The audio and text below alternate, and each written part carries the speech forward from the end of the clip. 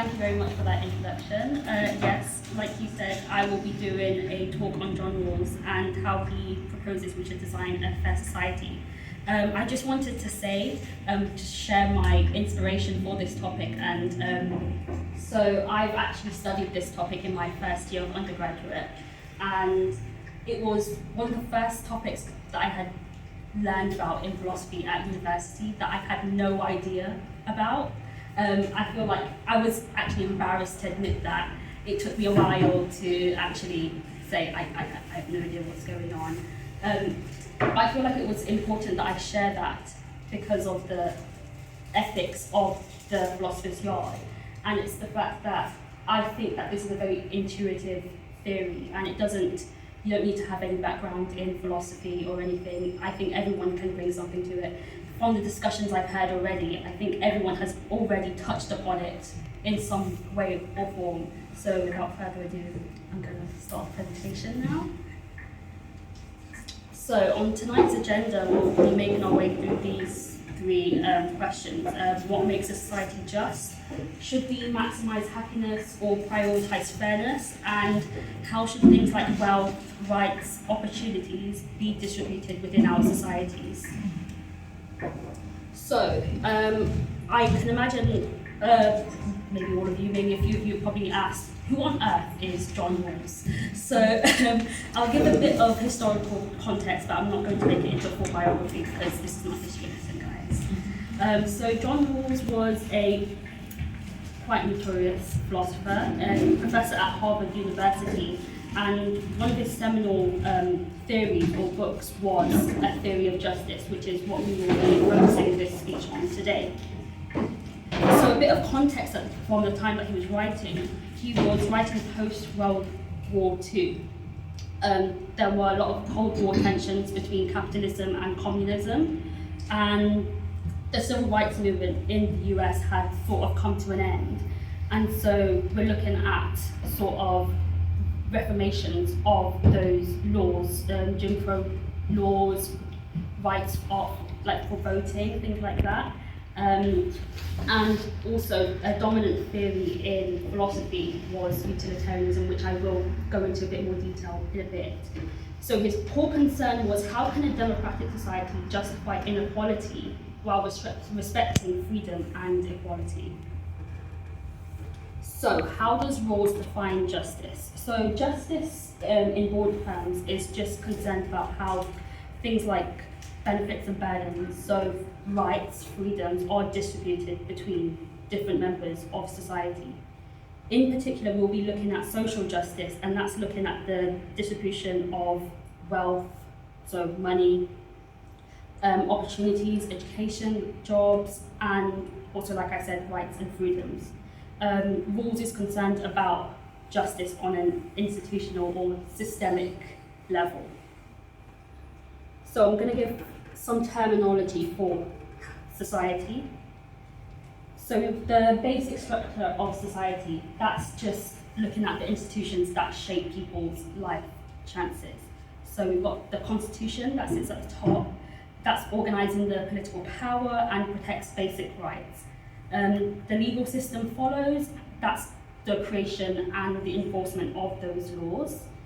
The economic system distributes income, wealth, and opportunities, and then the education system shapes how people are able to access those things, the sort of opportunities that are open to them, and how they are able to mobilize themselves within those social structures. Rawls is concerned with how we would conceptualize something he terms a well-ordered society.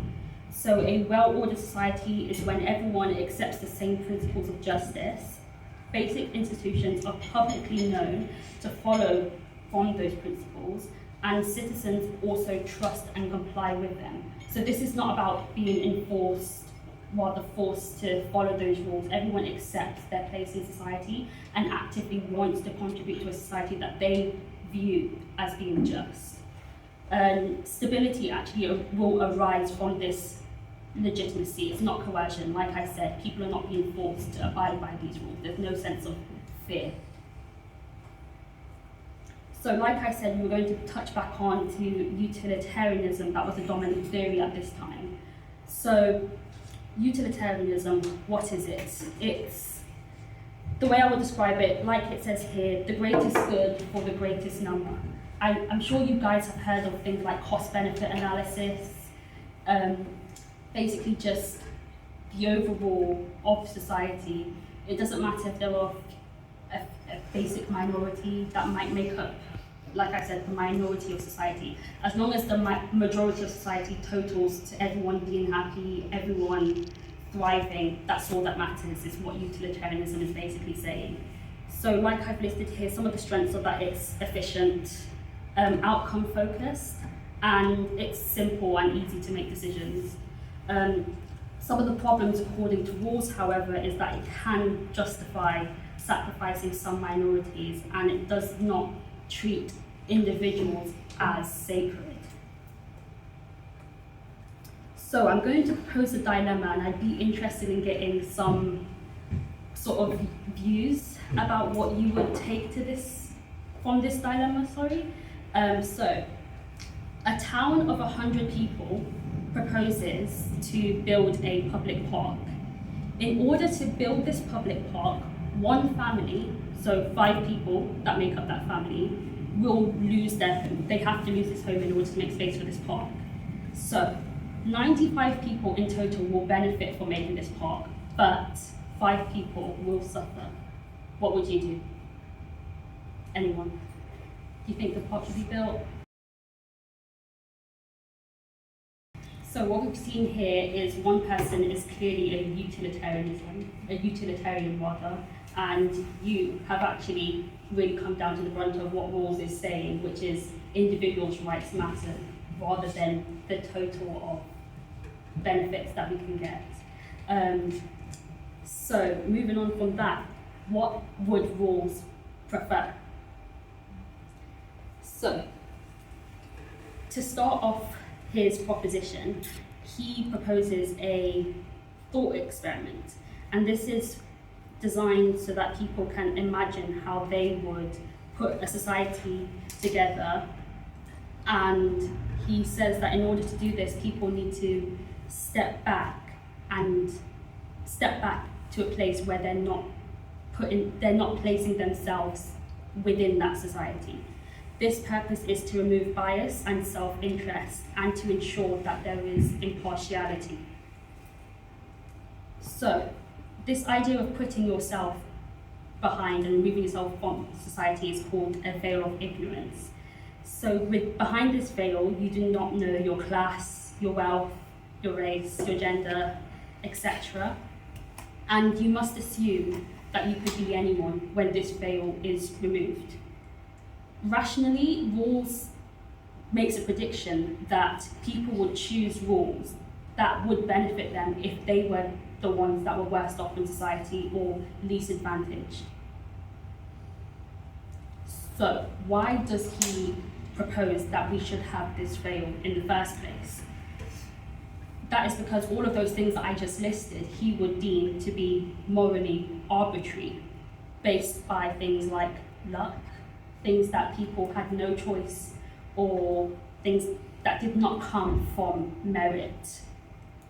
So you did not earn your natural abilities. So whether you were fast at sports, maybe you were more agile or able to swim faster.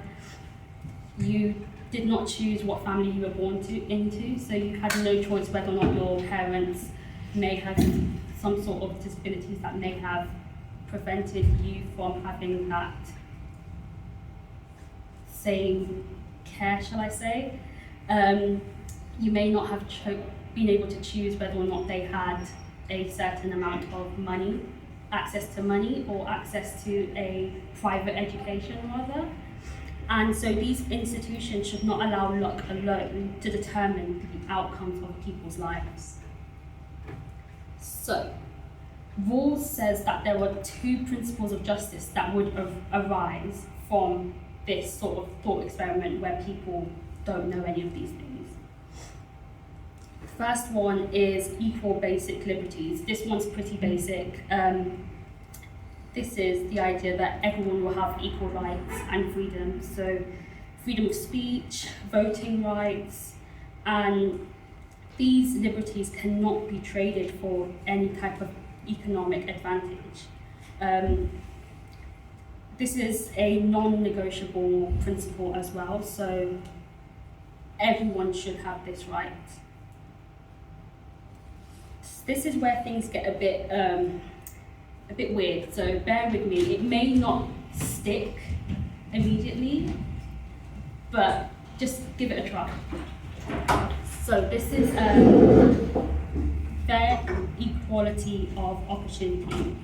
So it's not meant to be a form of equality. It kind of leans more into the territory of equity, but with a bit more nuance, shall I say.